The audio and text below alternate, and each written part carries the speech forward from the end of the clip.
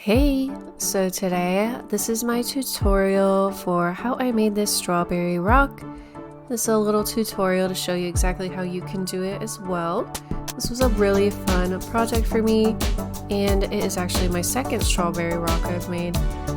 And this is the rock I chose, so you notice how it is kind of like a triangle shape, kind of that same shape that a strawberry is, and it's a little bit bigger than a strawberry would be. And it's a little bit uneven, as you can see, so I did cover it in a few layers of gesso just to decrease the noticeability of those creases.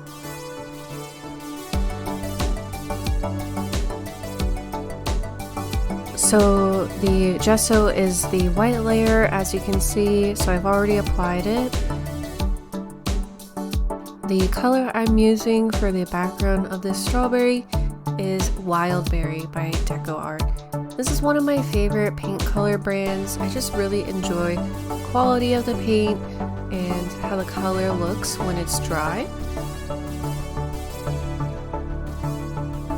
And you can see this is a very nice bright red with a little bit of like a pink tone to it. I think the color is really nice for the background of the strawberry. And I do a few layers of this just to make sure that it's a very solid color at the end.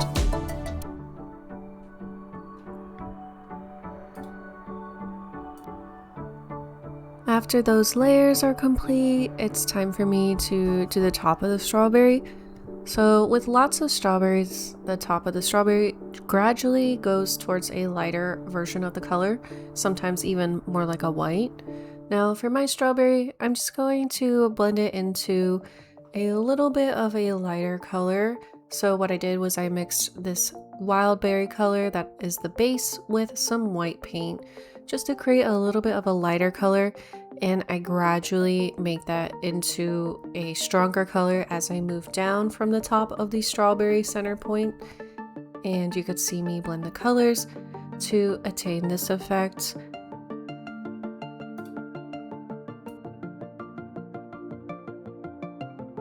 You can see how the color really stands out once it's dried. And I'm about to start putting the seeds of the strawberry on the outside. So I know this isn't quite typical, but I actually did not have an oval dotting tool at the time that I was making this strawberry. However, I did find something in my house to use as a oval dotting tool, which is this Pokemon figurine that my fiance had, and this is Golbat. At least that's the Pokemon he told me it is. And so the feet were kind of perfect for using as an oval dotting tool for this project. So I started the seeds of the strawberry by putting a dot towards the middle of the strawberry and just starting a row of seeds and placing a seed in every other spot around it, with a row on top and the row on the bottom of that initial row, and kind of just trying to spread them out as evenly as I can. I didn't worry too much if the seeds were the same size, because on a strawberry, not all seeds are going to be the same size.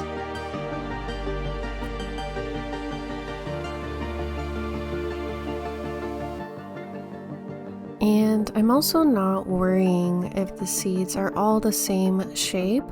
Generally, they're all very oval, and that's good with me.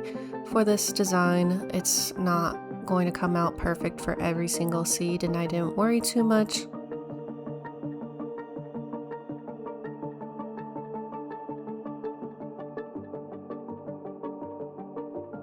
Something else is that as I'm finishing the strawberry seeds, at one point it's going to wrap around the entire rock, and I need to make sure that the way those rows of seeds come together naturally looks like there's no weird spaces between the rows as they come together. So as the seeds wrap around the entirety of the rock, I try to fill in those gaps in the best way possible, and I feel that it came together well. and the same when you get to the bottom and the top of the strawberry.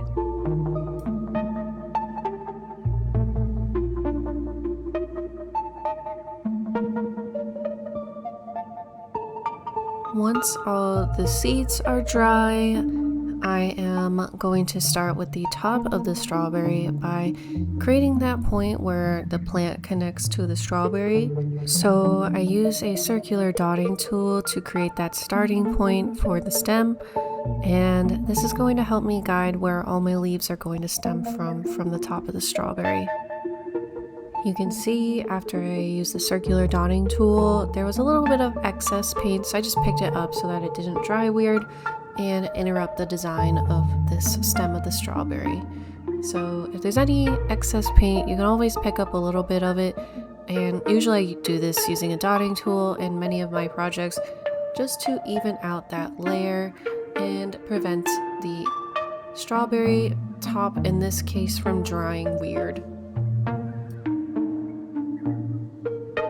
So I started some leaves with a dark green color for the top of the strawberry, and I think in total when I finish I do about 10 leaves.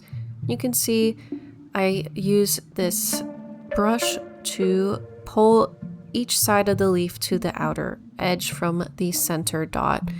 And after my first layer, I go back and I add another layer starting from the tip of the leaves just to round off that point. So on that first layer, I used the starting dot of the top of this rock to pull the leaf from the center point outwards, and I do the opposite from the point of the leaf to the center point back, just to make sure that everything is opaque when it dries. And this helps me round off the edge of the leaves and define them more than that first layer.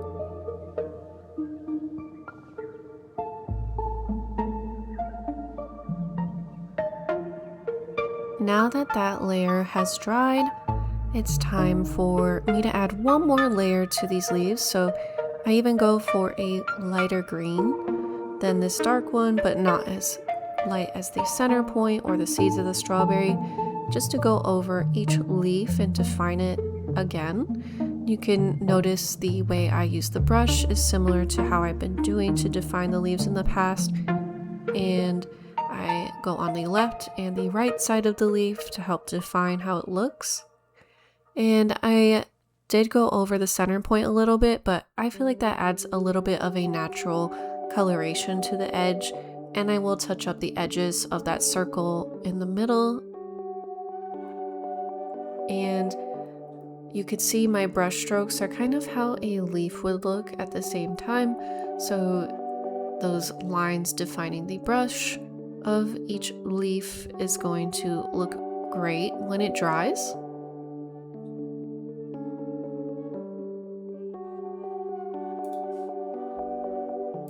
I just love how the leaves look now that they're dry. You can see the streaks defining each leaf in a way.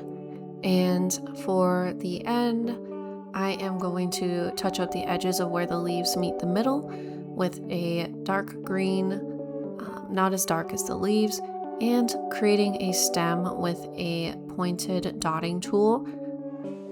And I go in with this initial green and I touch up again with a tiny bit of a darker green. You can use a range of greens when you're doing this part of the strawberry. I do feel that the leaves and the top of the strawberry can be the hardest part of making a strawberry rock. And when I'm satisfied with how it looks, I am finished.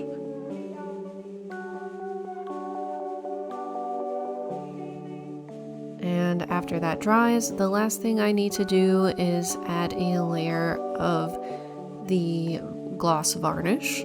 This seals in the paint, makes the rock shiny, and protects it in the outdoors.